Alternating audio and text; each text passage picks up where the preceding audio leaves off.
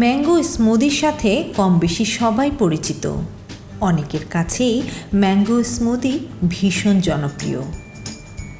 বাজারে এখন কেবল কাঁচা আম আসতে শুরু করেছে, পাকা আম আসতে এখনও অনেক বাকি। তাই বলে কি স্মুদি হবে না? ম্যাঙ্গো স্মুদির স্বাদ পেতে হলে কি তাহলে রেস্টুরেন্টেই যেতে হবে? তারাই বা ফ্রেশ পাকা আম কোথায় পাবে এখন? অনেকেই পাকা আমের সিজনে আম ফ্রোজেন করে রাখেন অফ সিজনে খাওয়ার জন্য। আর যারা এমন রেখেছেন তারা চাইলেই এখন ম্যাঙ্গো স্মুদি বানিয়ে ফেলতে পারেন।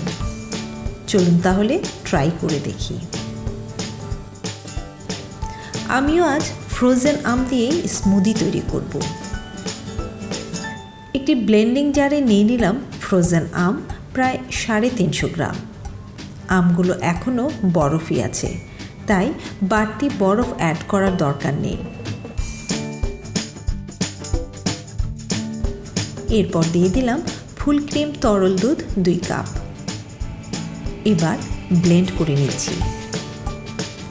আমগুলো প্রচুর মিষ্টি, এছাড়া ঘন দুধেরও একটা মিষ্টি স্বাদ আছে, তাই আর বাড়তি চিনিও ব্যবহার করছি না।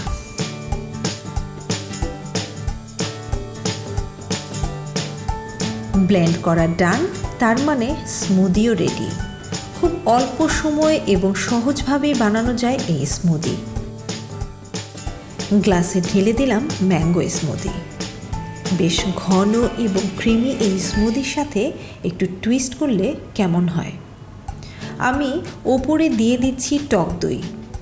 ভাবছেন টক দই এমন ক্রিমি হলো কি করে? এই টক দই আমি ছেঁকে টক পানি ফেলে দিয়েছি, এরপর ভালোভাবে বিট করে ক্রিমি টেক্সচারে নিয়ে এসেছি।